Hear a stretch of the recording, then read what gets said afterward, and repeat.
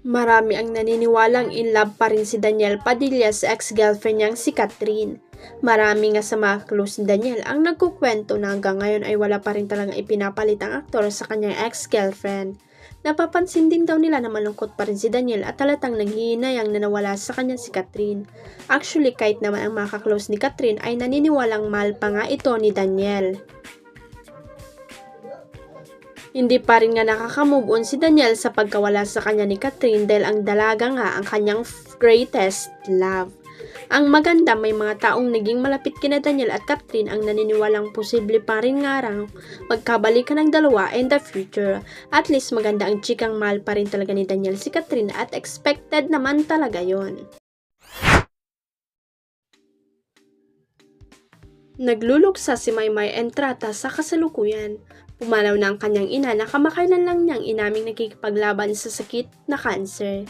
Mahal kong inay, isang malaking karangalan na ikaw ang naging inay ko. Matapang mong hinarap ang lahat ng pagsubok at sakripisyo para maitaguyod kaming buong pamilya. Umpisa ng post ng kapamilya singer-actress. Mamimiss kita inay, mamimiss ko ang taong nagmahal at habang buhay mamahalin ako ng buo. Sa'yo ko natutunan ang magmahal ng walang kapalit at habang buhay dala-dala ko lahat ng natutunan ko mula sa'yo. Maraming salamat sa iniwan mong kayamanan inay, kayamanang hindi galing sa lupa pero kayamanang galing sa pagmamahal ng walang katumbas. Mahal na mahal kita inay ko at wala akong pinagsisiyan sa lahat ng sakripisyo kung makita ka lang maging masaya lagi hanggang sa muli nating pagkikita. Mahal kong inay. PS, ito ang isa sa mga huli kong sinabi kay inay bago siya pumanaw. Kaya hanggat maaari kasama nyo pa ang mahal nyo sa buhay, yakapin nyo sila, iparamdam nyo kung gaano nyo sila kamahal. At huwag nyong sayangin at kahit isang araw na hindi pinapakita po yun.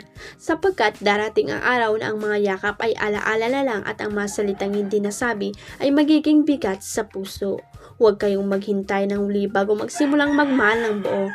Sa huling interview ng Philstar ay inamin niya ang pag-aalaga sa kanyang ina at lalang may sakit ang dahilan kung bakit hindi siya masyadong aktibo sa karir.